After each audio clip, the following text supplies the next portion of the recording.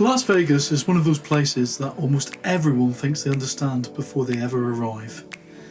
Bright lights, casinos, huge hotels, big shows, late nights and endless partying.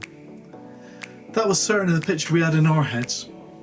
But once you actually get here, once you start walking the strip, navigating the hotels, eating, moving around and trying to fit things into the day, you quickly realise that Las Vegas is very different to how it's usually portrayed.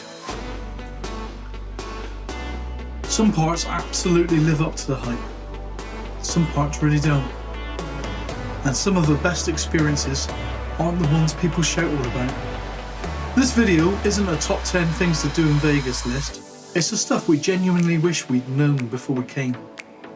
The practical things, the boring things, the things that affect your feet, your wallet, your stress levels, and ultimately how much you enjoy the place. So whether it's your first trip or you're planning to come back and do it smarter, these are our honest Las Vegas tips and tricks. We're Mark and V. Come with us, let's adventure together. The strip is much bigger than it looks. One of the biggest mistakes people make in Las Vegas, and we absolutely did it ourselves, is underestimating the size of the strip. On a map, it looks manageable. In reality, it's enormous. What looks like a 5-minute walk can easily turn into 20 or 30 minutes once you factor in the crowds, pedestrian bridges, escalators, and the fact that casinos are designed to pull you through the shops, gaming floors, and long interior corridors. Even crossing the road usually means going up and over and back down again. Vegas isn't designed for efficiency, it's designed for distraction. So our first big tip is, plan your days geographically. Pick an area, do everything around there, and accept that walking in Vegas is a full activity, not something you do casually between attractions. Good footwear isn't an option here, it's absolutely essential. Walk the street, but don't rush it. That said, walking the strip is one of the best ways to experience Las Vegas. You notice things you'd never see from a taxi: architecture, street performances, views, little moments that don't make it into the guidebooks. The key is not rushing. Vegas really rewards slow exploration. Stop often, sit down, take breaks, let things unfold. Some of our favourite moments came from simply walking without a strict plan. Getting around what actually works. Walking is unavoidable in Vegas, but it doesn't have to be the only way you get around. Before you even arrive, make sure you have the Uber app installed and it's fully set up on your phone. Not like me, I'd forgotten to do it and couldn't set it up there because my SIM wouldn't work in America. Luckily these did. Don't leave this until you're standing on the strip, tired, hot and dealing with poor mobile signal. Having Uber ready really gives you flexibility, even if you only use it occasionally. The Monorail can also be useful, but only in specific situations. It works well on parts of the North and Central Strip, but it doesn't go everywhere, and it's not the magic solution many people expect. Distances in Vegas are deceptive. A building that looks close often isn't, and getting there usually involves detours you didn't plan for. Our advice is to mix transport modes. Walk when it makes sense, use transport when it saves your energy, not just your time. The Deuce bus, a very underrated option. One transport option that really surprised us is the Deuce bus. It runs up and down the strip, stops frequently, and is incredibly useful when your feet are done for the day. Buy a pass and it becomes excellent value. You can hop on, sit down, cool off, and see the strip from street level. It's cheap, practical, and far better than many people expect. Driverless taxis. If riding in a driverless taxi is on your Vegas bucket list, there's something important you really need to know. If you're coming from outside the US, installing the Zoox app isn't always straightforward. Your app store region can cause issues, and you don't want to be figuring that out on the strip. That's why we made a full step-by-step guide showing you exactly how to install and set up the Zoox app from abroad. If it's something you want to experience, and plan ahead, because it really is incredible when it works. And if you follow this link, you'll find out exactly how to do it. Where you stay, location over luxury. When people talk about Vegas hotels, they usually focus on luxury or themes. But honestly, location matters more than the hotel name. A cheaper hotel in the wrong place can cost you far more in taxis, time and tired legs than a slightly more expensive one in a better location. Resort fees are another thing people forget about.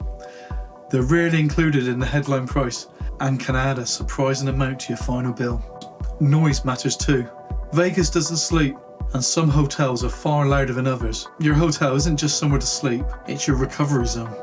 Food and drink, amazing, but easy to overpay. Vegas food can be incredible, world class even, but it can also be brutally expensive if you don't pay attention. Hotel restaurants are convenient, but you pay for that convenience. We found diners, casual spots and slightly off-strip locations often offered much better value without sacrificing quality. Portion sizes are huge, which works in your favour if you pace yourself or share. Drinks are where costs really sneak up on you. Prices vary wildly, and a casual round can shock if you're not expecting it. Yes, drinks can be free while gambling, but only while you're playing. Get a player's card and gamble slowly. If you plan on gambling at all, get a casino player's card early. It's free, quick to sign up for, and it actually matters. When you're gambling, drinks are often complimentary, but there's a trick. Gamble slowly. Small bets. Take your time. Enjoy the atmosphere. Vegas rewards patience far more than people realise. Attractions. Timing really is everything. Vegas is packed with attractions, but timing can completely change the experience. Some things are far better at night, others surprisingly better early in the morning. Crowds, queues and heat all play a part. Before booking anything, ask yourself one simple question. Is this something you'll remember or just something you want to tick off? The helicopter ride. An honest reality check. This brings us to one attraction we really want to be honest about. We did the helicopter ride out to the Grand Canyon, and yes, it is an experience. It's a bucket list thing, and we're glad we did it. But if we're being completely honest, it wasn't as great as it could have been for the money. The biggest issue was the seating. I ended up in the middle at the back, which meant my view was really limited for most of the flight. And when you're paying that kind of money, you don't want to spend the whole of the ride leaning around people just to catch a glimpse. And this is the important bit.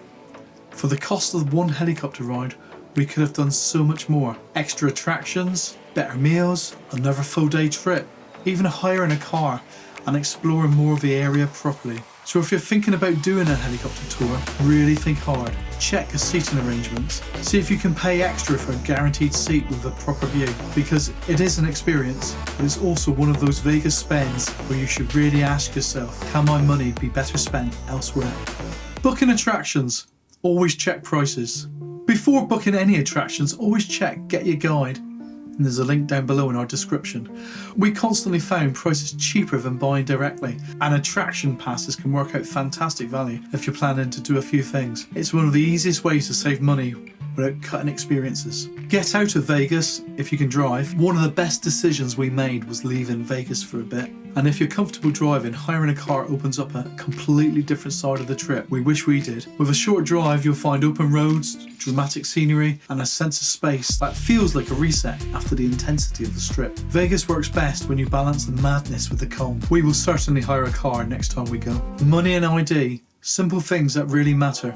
One really important tip, use a separate travel bank card. Top it up as you go and never expose your main bank account. If something goes wrong, the damage is really limited and your stress levels will stay low. You'll also need your passport for ID for many things, including buying alcohol in shops. So think carefully about how you carry it. A secure pouch, inside pocket, or discreet money belt makes a big difference. Treat it like the valuable document it really is.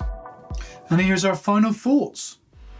Las Vegas doesn't force you to spend money, it gently nudges you, constantly.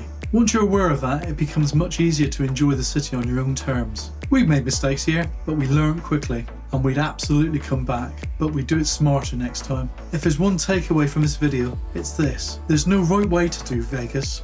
The only way is the way that it works for you. Slow it down, question the hype, spend on experiences, not pleasure. Thanks for coming along with us on this trip.